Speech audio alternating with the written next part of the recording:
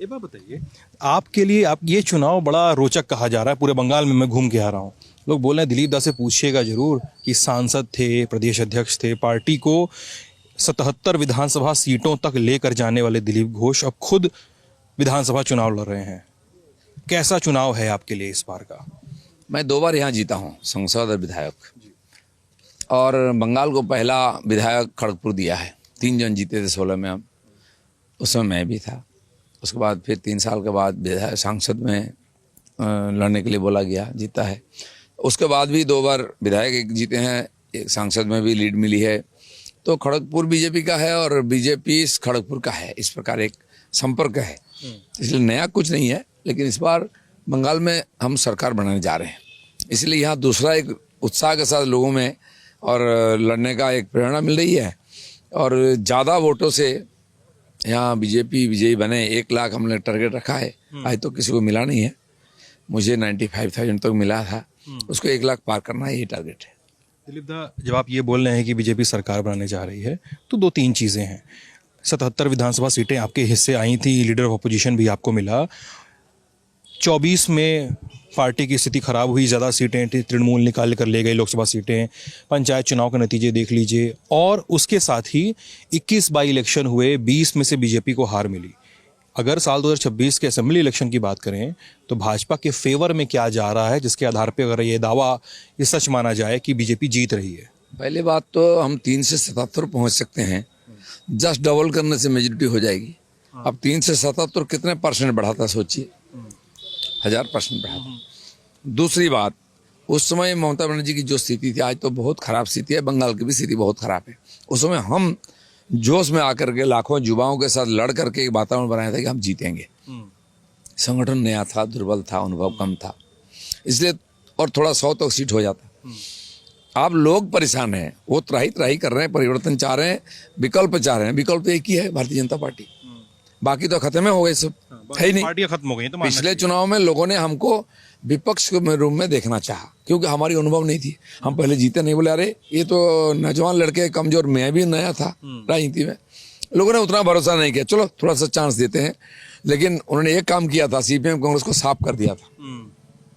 आज पिछले 30 साल में मुझे लगता है कि बंगाल में इतनी बड़ी विरोधी पक्ष कभी था, तो उसका हमने निभाया जिम्मेदारी। और पूरा देश में 21 राज्यों में हमारा सरकार है, उसका डेवलपमेंट।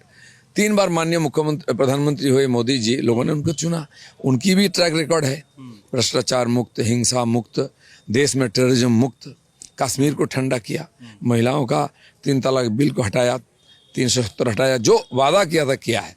आज तो बात बात में मोदी की गारंटी हम बोलते हैं, कल भी मोदी जी बोल के मोदी की गारंटी है, हर लोग उसमें विश्वास करते हैं। एसआईआर का कोई असर पड़ेगा चुनाव पर? आपके भारतीय जनता पार्टी के पक्ष में जाएगा चुनाव? मैं इसलिए पूछ ले रहा हूं सर ना ये सवाल कि मैं मालदा, मुर्शिदाबाद, दिनाजपुर वाला जोन है वो घूमा, वहां पे लोगों से बात की, तो बोल रहे हैं कि मुसलमानों के वोट सबसे ज्यादा कटे हैं, और हमको लग रहा है कि इसका फायदा बीजेपी को मिलेगा, ये आम वोटर कहता है। मैं उसका उल्टा बोल रहा हूँ, मुसलमान इलाका में तो मुसलमान वोट काटेगा, जहाँ 80% मुस्लिम तो हिंदू वोट काटेगा। यहाँ 10% से नीचे मुसलमान है, 62,000 वोट काटा है, केवल 1,80,000 वोट बचा है, मोर देन 25% कटा है। हमें तो कष्ट नहीं हो रहा है, क्योंकि ज़्यादातर फॉल्स वोट था, डबल वोट था। उड़ीसा का, बिहार का, झारखंड का लोग यहाँ थे, वहाँ यहाँ दोनों जगह वोट था, मरे हुए लोगों का वोट था, कट गया है। हमें कोई तकलीफ नहीं है। तकलीफ किनको है? इन वोटों का जो फॉल्स वोटिंग करते थे उनको टेंशन है, इसलिए चिल्ला रहे हैं। हमें कोई टेंशन नहीं, नेगेटिव लाभ हमको मिलेगा कि फॉल्स वोटिंग नहीं होगा। अच्छा, ये बात बताइए, जैसे आप बोल रहे हैं सरकार बना लेंगे, सरकार बन जाएगी, सीएम फेस कौन है? ये जवाब तो मुझे पता है कि आपकी ओर से आएगा ही कि पार्टी जिसको तय कर देगी, संगठन जिसको तय कर देगा वो है, पार्टी तय करेगी। परसों यहाँ डॉक्टर मोहन यादव आए थे, एमपी के चीफ मिनिस्टर, रोड शो किया। सीएम बनने के बाद पहले उनको कितने लोग जानते थे?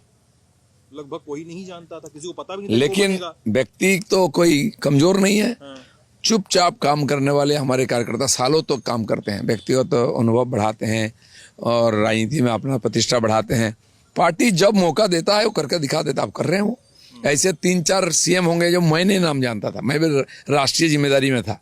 ये बीजेपी का है चमत्कार। बंगाल में भी सरकार बनेगी, बंगाल का कोई बेटा होगा जो यहाँ बनेगा चीफ मिनिस्टर और सुशासन देगा। दादा मैंने ना कुछ समय पहले सुकांत दा का इंटरव्यू किया था, आपसे करीब 1 महीने पहले उनका इंटरव्यू किया था, और मैंने एक सवाल उनसे पूछा था, वो भी प्रदेश अध्यक्ष रहे, आप भी प्रदेश अध्यक्ष रहे, इसलिए ये सवाल आपसे बनता है। बार बार बंगाल की राजनीति में एक सवाल बड़ा उठता है, और आपके विरोधी भी उठाते हैं और आपकी पार्टी के लोग भी उठाते हैं, कि साहब बंगाल में बीजेपी के बीच में कुछ अच्छा नहीं चल रहा है लंबे समय से, बड़े धड़े बटे हुए हैं। एक धड़ा शुभेंदु अधिकारी का है, एक धड़ा सुकांत मजूमदार का है, और सुकांत मजूमदार का धड़ा और दिलीप घोष के धड़े में आपस में बनती है, और सुनील बंसल और अमित शाह इसको ऊपर से मैनेज करने की लगातार कोशिशें कर रहे हैं, और इसमें बंगाल में बीजेपी को नुकसान उठाना पड़ रहा है। क्या कहते हैं सर इस पे? मतलब ये होता है कि जो शुभेंदु बाबू पिछले चुनाव को पहले पार्टी में 5 साल हुए, वो बड़े नेता थे, मंत्री थे कई दफ्तर का, टीएमसी में रहे, कांग्रेस में रहे, अनुभव भी है, पार्टी उनको लिया, जिम्मेदारी दिया और निभा रहे हैं वो। तो ऐसे एक बड़ा नेता जब आता है उसको जगह देना पड़ता है, तो नेचुरली पार्टी में थोड़ा हलचल होता है, उनके साथ भी कई लोग आते हैं। ऐसे यहाँ नहीं है, हर प्रदेश में भाजपा ने लोगों को लाया है जिनमें हुनर है, जिनका अनुभव है, जिनका लीडरशिप है। वो पार्टी काम नहीं लगाया, हमने काम लगाया राष्ट्रीय हित में। विश्व शर्मा जी को देखिए, कई आप मुझसे ज्यादा जानते हैं, गिना सकते हैं, वो क्या पार्टी को नहीं चला रहे हैं, वो थोड़ा सा बीजेपी के खिलाफ बोलने के लिए तो कुछ है नहीं, कोई इशू बनाते हैं। जब पार्टी के मीटिंग में हम मिलते हैं, साथ खाते हैं, गपशप मारते हैं, हर बात कैमरा के सामने करना कोई जरूरी नहीं है। शुभेंदु दा से लास्ट मुलाकात कब हुई आपकी? उनके नॉमिनेशन में मैं गया था, आपकी शादी में वो आए थे? मैं शादी को आपको भी निमंत्रण नहीं किया, किसी को नहीं किया, मुझे छोड़ दीजिए, प्राइम मिनिस्टर को भी नहीं किया, मैं तो कुछ नहीं और बोल दिया था गेट में किसी को घुसने नहीं दिया। फिर आपके मित्र लोग 150 जबरदस्ती घुस गए, रिपोर्टर लोग जो मेरे दोस्त हैं, भाई फोटो लेके जाओ, वो मैंने वीडियो देखा, खबर भी नहीं दिया किसी को, मैंने घुसने नहीं दिया। अब सुनील बंसल जी आ गए घर, अब बड़े नेता सुकांत बाबू आ गए, हमारे रीति होता है नया कपड़ा वपड़ा लेके, अब मना थोड़ी ना कर सकते हैं। आपकी शादी के एक दिन पहले ही सुकांत बाबू का मैं इंटरव्यू कर रहा था, उसमें अप्रैल में 1 साल हुआ आपकी शादी को। हाँ, कल ही 1 साल हुआ। हाँ, कल ही 1 साल हुआ है, और उससे समय मुर्शिदाबाद दंगे की कवरेज को लेकर मैं आया था, और सुकांत बाबू के साथ बैठा हुआ था उस कवरेज के बाद। तभी मुझे पता चला कि वो इनवाइटेड है, लेकिन एक व्यक्ति नहीं इनवाइटेड है। नहीं, किसी को इन्वाइट नहीं किया मैंने, गलत बोला है किसी ने। अब कोई बोलता है मैं आता हूँ, मेरे जान पहचान के पार्टी को दादा आएंगे, दादा नहीं, गेट में बंद कर दिया, धूप में खड़ा कर देंगे हम। बिल्कुल रिपोर्टर लोग दिन भर धूप में खड़े थे, मैंने पानी और मिठाई भेजा, बोले भैया घर जाओ, नहीं तो फिर फोटो लेके गए। मैंने मना किया था, मेरे पारिवारिक मामला है, घर के अंदर शादी हुआ दोनों परिवार में, मैंने किसी को बुलाया नहीं। लेकिन सुकांत बाबू मेरे सामने ही आए पार्टी में, वो भी आए और MP बन गए, राजनीतिक जीवन शुरू हुई। तो अध्यापक हैं, तो उनको जिम्मेदारी दिया पार्टी ने। अब विधानसभा के अंदर शुभेंदु बाबू लड़ रहे हैं, वो बाहर लड़े, और हमारे संविधान के अनुଯାयी जो परिवर्तन होता रहता है, अभी माननीय श्रमिक दा जो हम सभी से सीनियर है पार्टी में, वो जिम्मेदारी निभा रहे हैं। आखिरी सवाल था कि CM फेस पे तो आपने बताया नहीं, लेकिन लोग पूछना चाह रहे हैं कि अगर दिलीप दा को मौका मिला अपने नाम पे सिक्का रखने का CM की कुर्सी पे, तो क्या दिलीप दा इसके लिए रेडी होंगे? उनको खुशी होगी? देखिए, पार्टी में मैं आया, मैं ना राजनीति करता था, ना कभी ना कोई जानता था, मुझे महामंत्री बना दिया गया पार्टी का। भाई अनुभव था, उसके पहले 32 साल संघ का प्रचारक रहा, हिंद जागरण मंच का। आज जो बंगाल में बड़ा बड़ा शोभा यात्रा थे रामनवमी का, वो मैंने शुरू किया था उसमें। आज वो बहुत बड़ा आंदोलन हो गया, और भी हुआ, हिंसाएं भी हुई उसमें, परिवर्तन भी हुआ है उसके चलते, राजनीतिक भी सामाजिक भी। तो फिर मुझे साल भर में प्रेसिडेंट बना दिया गया। फिर 3-4 महीना के बाद बोले कि तुमको चुनाव लड़ना है, वो कुछ समझने से पहले ही काम हो गया सब। फिर मैं MLA हो गया, फिर 3 साल नहीं हो, बोले तुमको MP बनना है, तो 6 साल प्रेसिडेंट रहा, MLA MP, फिर राष्ट्रीय उपाध्यक्ष बनाया गया, मेरा पूरा टर्म पूरा हो गया। फिर पिछले बार मैंने यहाँ तैयारी की चुनाव की, मुझे बोला वर्धमान लड़ना है, तो कभी ना थोड़ी ना बोला मैंने। पार्टी का जो आदेश रहता है वही निभाते हैं, पूरा प्रयास करते हैं। कहा जाता है कि किसी के कहने पे आपकी सीट बदली गई थी। किसका कहने से मुझे उसमें लेना देना नहीं, मैंने बिल्कुल मना किया था कि मैंने तैयारी किया यहाँ, और वो सीट कमजोर है तो सफल नहीं होंगे। मैं तो बोला था मैं चुनाव नहीं लड़ूंगा, लेकिन पार्टी बोला तुमको लड़ना है, तो लड़ लिया।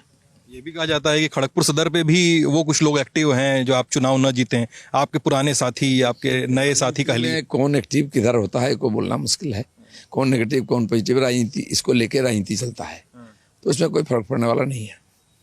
ममता बनर्जी के लिए, अपनी मुख्य प्रतिद्वंदी के लिए 2 शब्द अगर कहना चाहें तो आप? नहीं, मुख्यमंत्री को लोगों ने 3 बार चांस दिया ममता जी को, वो फेल रही हर क्षेत्र में। उद्योग देखिए खत्म हो गया बंगाल की, शिक्षा विभाग खत्म हो गया, स्वास्थ्य विभाग खत्म, इस सारे विषय में देश में 1 नंबर होता था देश। और कानून व्यवस्था तो एकदम खत्म। महिलाओं के साथ जो घटना हो रही है, लाखों महिलाएं रात को 1 बजे कैंडल लेके प्रतिवाद किया आरजीकर की घटना की। जी मैं वहाँ तो ये जो रोष है ना, आपने देखा होगा शांतिपूर्वक मार्च हुआ, बांग्लादेश में उससे कम लोग आए लेकिन आग लगा, बंगाल में आग नहीं लगा। लोगों ने जता दिया ममता जी को कि ये ठीक नहीं हो रहा है, हम सहन नहीं करेंगे, उसका मौका अगले 23 तारीख से शुरू हो जाएगा।